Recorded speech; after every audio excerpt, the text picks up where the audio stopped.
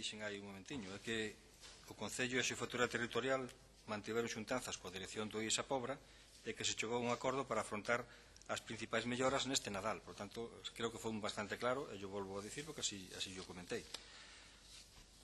Os centros contan con orzamentos, moitas veces non é orzamento únicamente para calefacción, sino que teñen remanentes, en moitos casos, en este caso, pois teñen remanente.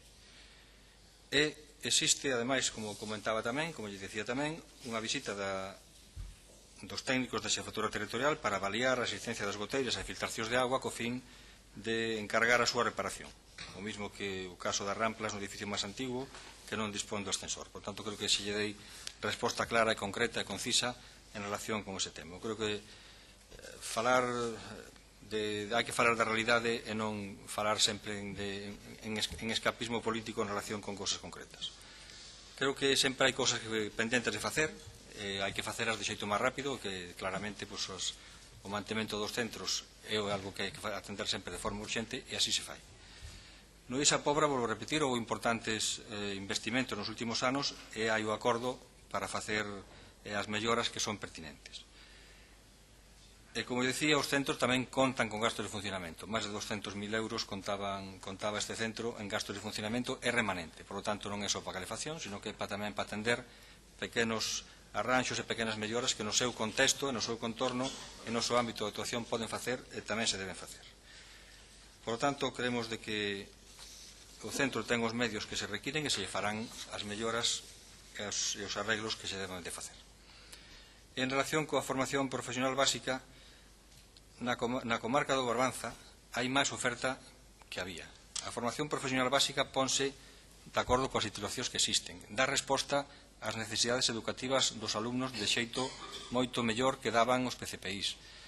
Os PCPIs de tipo que chamábamos tipo C, que eran facer toda a práctica na empresa, resulta que agora parece que son a panacea. Funcionaban, estaban ben, pero era unha medida dun ano, unha medida curta, que non permitía despois ao alumno unha continuidade no sistema educativo. Por lo tanto, coa formación profesional básica sí a poderán facer, e teñen oferta máis que suficiente nun contexto da comarca, nun contexto moi preto. E volvo a repetir, eso na medida en que se fagan titulacións novas, irá mudando as ofertas nos distintos sitios, e na medida en que haxa formación profesional do ámbito sanitario, que o IES da Pobra conta con instalacións sanitarias, xa que ten unha formación profesional única nesa bisbarra de tipo sanitario, pois contará tamén con FP básica, ao que irán alumnos de outros concellos, como os da Pobra poden ir, os de Boiro poden ir a Ribeira a cursar formación profesional básica de outras especialidades que teñen nestes centros.